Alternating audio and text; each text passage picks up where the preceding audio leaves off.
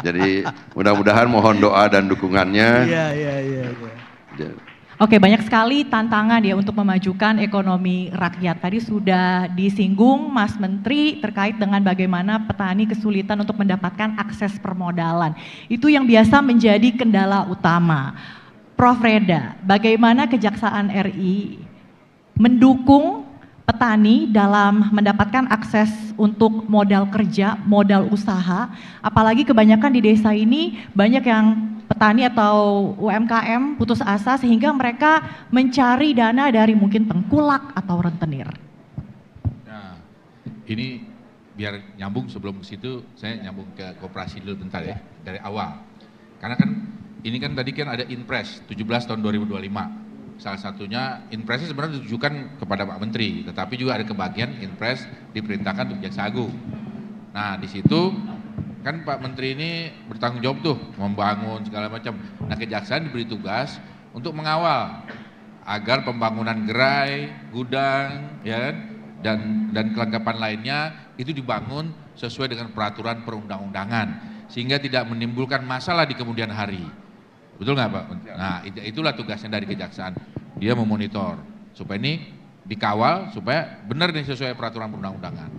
Nah, terus kaitannya tadi jaksa yang urusannya dengan bagaimana petani sebenarnya bukan ke kita langsung ya, tetapi ini sebenarnya metode kejaksaan dalam rangka memanfaatkan barang atau benda-benda sitaan atau barang rampasan ya yang dipakai untuk akhirnya diberdayakan kepada para petani, para nelayan untuk bisa memanfaatkan barang-barang hasil kejahatan itu.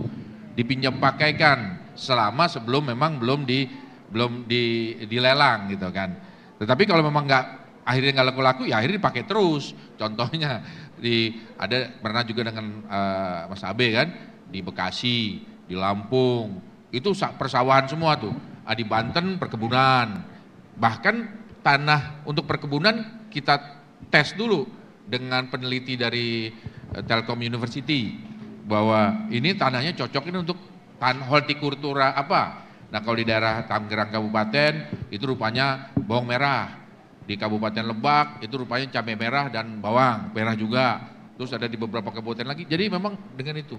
Jadi kita menggunakan tanah-tanah hasil biasanya itu hasil perkara-perkara tindak pidana korupsi. Terutama yang besar-besar tuh Jiwasraya, Asabri.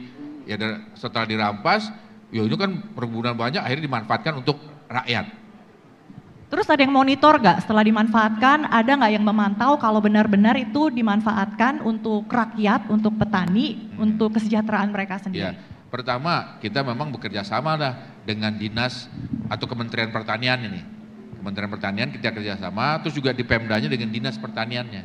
Bahkan itu kita dapat bantuan berupa bibit, bahkan alat untuk para petani ini memberdayakan mengelola tanah tersebut. Alat itu akan tercatat sebagai aset di desa, asetnya kepala desa, bukan kepala desa, asetnya desa, pemerintahan desa.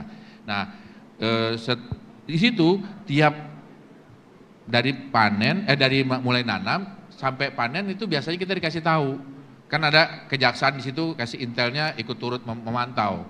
Bahkan kalau panen kami bahkan ikut turun ikut manen gitu. Mas Abi juga pernah ikut itu, ya kan? Ya. Prof, mungkin ditambahkan ya, bagaimana peran kejaksaan untuk support koperasi desa Kelurahan Merah Putih?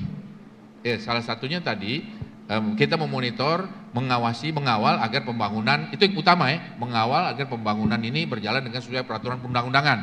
Tetapi juga kita juga membantu Pak Menteri dalam rangka memverifikasi juga tuh tanah-tanah nih.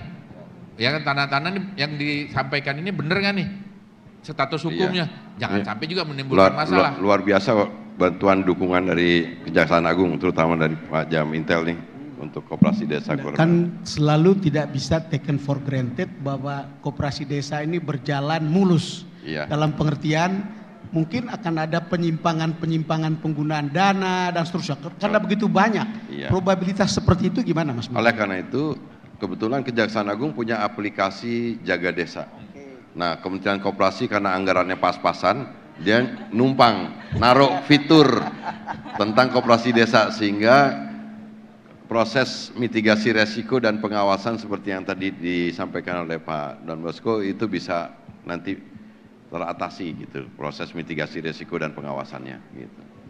Ke Pak Jabintel, itu respons publik terhadap aplikasi Jaga Desa itu seperti apa sekarang? Nah, itu kan kalau kita targetnya adalah kepala desa menginput, ya kan? Sebenarnya kepala desa sudah menginput sistem keuangan dana desa melalui Siskedes, Kemendagri.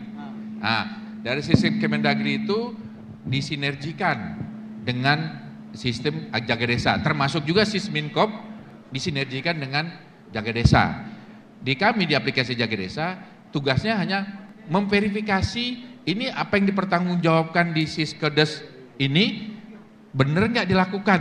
Misalnya contohnya di Siskedes pertanggungjawaban keuangannya pembuatan jalan desa sekitar 100 meter, ya diketiklah situ 100 meter tanpa ada evidence-nya, buktinya. Nah di sini pas masuk ngelink ke aplikasi Jaga Desa, kasih intel itu di Kejaksaan Negeri, dia akan ngecek ke kepala desa, ini bener nggak nih? Coba buktinya mana buktinya? Kalau ternyata cuma 50 meter, nah ini baru dipertanyakan ini. Nah kemudian ada satu sistem lagi, Kejaksaan Negeri itu kerjasama juga dengan Badan Permusyawaratan Desa, BPD. Nah itu organ di sana yang memang sebagai DPR-nya desa. Dia yang turut membantu kejaksaan untuk memverifikasi juga, bener nggak nih jalan dibangun 100 meter. Kalau memang cuma 50 meter, ini bisa dijadikan diteruskan ke inspektorat untuk diperbaiki. Terkait koperasi juga nanti begitu sama. Ini kan sudah ada nanti ke depan ini, bagaimana ngelink ke kami, kami tinggal memverifikasi, meng-cross check. Luar biasa. Berikan tepuk tangan sekali lagi untuk Prof. Reda dan juga Menteri Koperasi. Ini terakhir ya mungkin ya, sedikit saja Menteri Koperasi ya, ke Bung Ferry ya. Seberapa yakin Anda bahwa cita-cita